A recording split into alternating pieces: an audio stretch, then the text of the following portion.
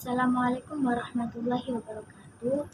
Perkenalkan, nama saya Lulu Fahdatul Latifah dari Prodi Pendidikan Guru Madrasah Ibtidaiyah Universitas Islam Negeri Sunan Ampel, Surabaya.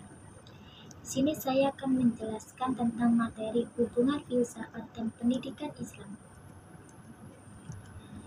Pengertian filsafat pendidikan Islam. Sebagai langkah awal untuk memahami makna filsafat pendidikan Islam, kita perlu pemahaman dasar tentang filsafat pendidikan Islam. Secara terminologi, filsafat berasal dari kata dalam bahasa Inggris, yaitu philo dan sophos. Philo berarti cinta, dan sophos berarti ilmu atau hikmah. Pendapatan ini kebanyakan dinyatakan oleh penulis berbahasa Inggris, seperti Louis Althusser. Filsafat pendidikan Islam adalah filsafat pendidikan yang sesuai dengan Islam. Sedangkan filsafat pendidikan sendiri menurut Dr. Muhammad An-Najih bermakna penerapan perspektif dan metode filsafat dalam pendidikan. Atau bisa juga dipahami bahwa filsafat pendidikan Islam adalah filsafat tentang pendidikan Islam. Dalam kaitan ini, Ali Khalil Abu Al-Ainain dalam Falsafah Al-Tarbiyah Al-Islamiyah fi Al-Quran Al-Karim sebagaimana teruraikan dalam bukunya Tonto Soeharto. Filsafat pendidikan Islam menyebutkan bahwa untuk mengemukakan pengertian pendidikan Islam, lebih baik dikemukakan terlebih dahulu karakteristik pendidikan Islam, yakni yang pertama, pendidikan Islam mencakup semua aspek kehidupan manusia, baik berupa aspek fisik, mental, akidah, akhlak, emosional, estetika, maupun sosial. Yang kedua, pendidikan Islam bermaksud meraih kebahagiaan hidup di dunia dan akhirat secara seimbang dan sama. Yang ketiga, pendidikan Islam bermaksud mengembangkan semua aktivitas manusia dalam interaksinya dengan orang lain dengan menerapkan prinsip integritas dan keseimbangan. Yang keempat, pendidikan Islam dilaksanakan secara kontinu dan terus-menerus tanpa batas waktu, mulai dari proses pembentukan janin dalam rahim sang ibu hingga meninggal dunia contohnya. Dan yang terakhir, kelima, pendidikan Islam melalui prinsip integritas, universal, dan keseimbangan termasuk mencetak manusia yang memperhatikan nasibnya di dunia dan akhirat. Jika ditarik sebuah sintesis pengertian, maka filsafat pendidikan Islam merupakan kajian filosofis mengenai berbagai masalah pendidikan yang berlandaskan ajaran Islam. Kajian filosofis yang digunakan filsafat pendidikan Islam mengandung arti bahwa filsafat pendidikan Islam itu merupakan pemikiran secara mendalam, sistematik, radikal, dan universal dalam rangka mencari kebenaran, inti atau hakikat pendidikan Islam. Filsafat pendidikan Islam dengan demikian senantiasa mengkaji filsafat pendidikan yang berlandaskan norma Islam. Ruang lingkup filsafat pendidikan Islam. Pembahasan tentang ruang lingkup filsafat pendidikan Islam sebenarnya merupakan pengkajian dari aspek ontologis filsafat pendidikan Islam. Setiap ilmu pengetahuan memiliki objek tertentu yang akan dijadikan sasaran penyelidikan atau objek material, dan yang akan dipandang yaitu objek formal. Perbedaan suatu ilmu pengetahuan dengan ilmu lainnya terletak pada sudut pandang atau objek formal yang digunakannya.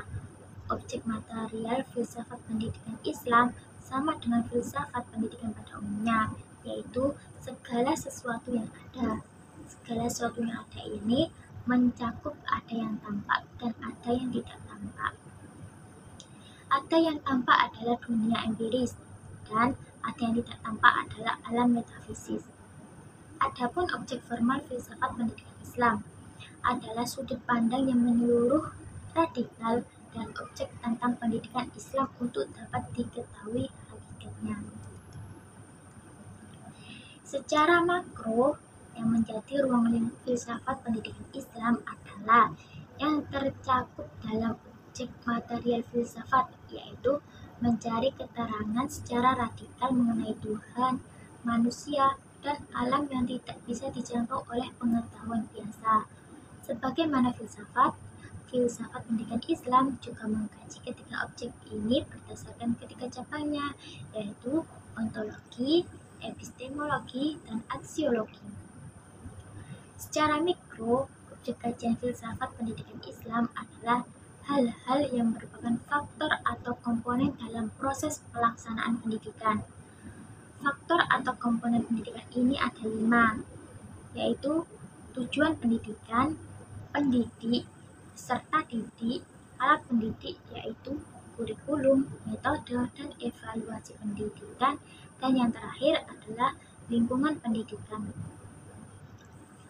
Untuk lebih memfokuskan pembahasan filsafat pendidikan Islam yang sesuai dengan fokus penelitian ini, maka cukup disajikan ruang lingkup pembahasan filsafat pendidikan Islam secara makro. Yang pertama ada ontologi. Ontologi terdiri dari 2 suku kata, yakni ontos dan logos.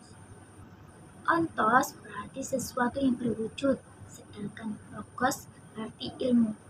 Jadi, ontologi dapat diartikan sebagai ilmu atau teori tentang wujud hakikat yang ada dalam konsep filsafat ilmu Islam.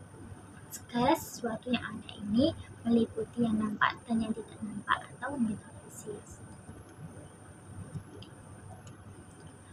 Filsafat pendidikan Islam bertitik tolak pada konsep the creator of good, yaitu manusia dan alam. Sebagaimana pencipta, maka Tuhan telah mengatur di alam ciptaannya. Pendidikan telah berpijak dari human sebagai dasar perkembangan dalam pendidikan.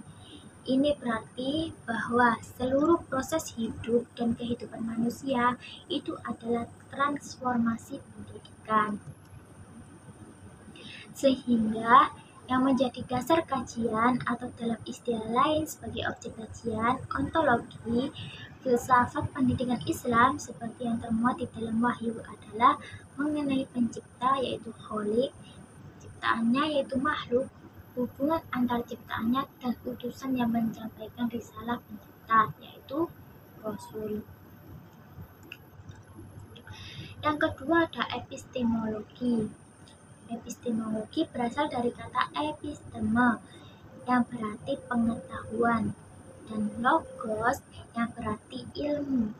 Jadi, epistemologi adalah ilmu yang membahas tentang pengetahuan dan cara memperolehnya.